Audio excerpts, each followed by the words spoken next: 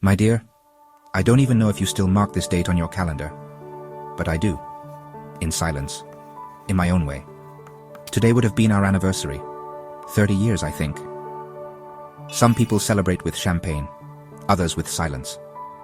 I choose to write you this letter, even if I never send it, because there's a truth that has lived in my chest for too long, and because the years have made me softer, more honest, less afraid.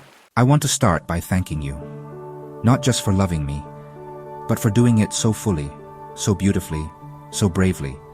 You were never a replacement, never a mistake. You were the lighthouse in a life I didn't know how to handle. You gave me everything you had. A home, a childlike hope of forever, Wednesday dinners, vacations we saved up for, laughter in hotel lobbies, a hand to hold in church pews when I felt like I didn't belong anywhere. You built a life for us with your own hands, and a heart big enough to hold too. But I was never fully there. And here's the hardest part to say. You were never the problem. You weren't too much. You weren't lacking anything. You weren't impossible to love.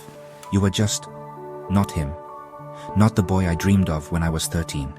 Not the man I secretly watched from across the street. Not the truth I buried under layers of what a good husband should be. I was told love should look a certain way. A bride, a ring, a house with a fence, a dog, and a silence I was supposed to learn to live with. And I tried. My God, how I tried. I kissed you with trembling lips. I hugged you with arms that wished they were something more. I gave you names for children we never used. I stood by your side at dinners, while inside I wished I could disappear. But that wasn't your fault. That was the world I was born into. One that feared softness in children, that called being different just a phase, that taught me shame before it taught me to love. And when I met you, I was already performing. You weren't my lie. You were the part of me that tried to be good, that wanted to earn my father's respect, that wanted my mother to smile in my wedding photos, that wanted to belong.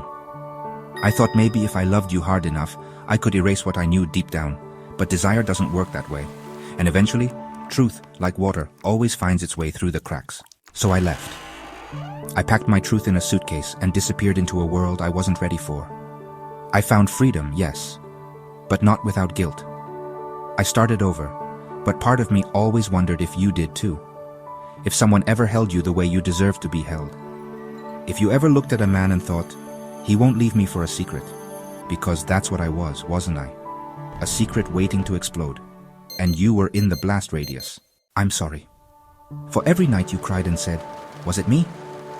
For every birthday that passed with questions you never spoke. For every year you wore our marriage like armor, only to realize it was made of glass. You didn't fail. I did. But not because I stopped loving you, but because I never learned to love myself.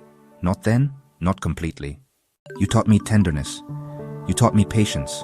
You gave me a decade of your life, and all I gave you was a future that faded. And yet, I hope you found a better one. I hope someone kissed you with nothing to hide. I hope you danced barefoot in the kitchen again. I hope you fell asleep next to someone who didn't flinch when you reached for them in the dark. And if you didn't, if you never found that man, I hope you became her, that woman who saved herself, because you were always enough, more than enough. And so, on this day, the day that would have been ours, I want to say what I couldn't say when I left. I'm sorry. I'm so deeply, unforgivably sorry for making you the collateral damage of my liberation.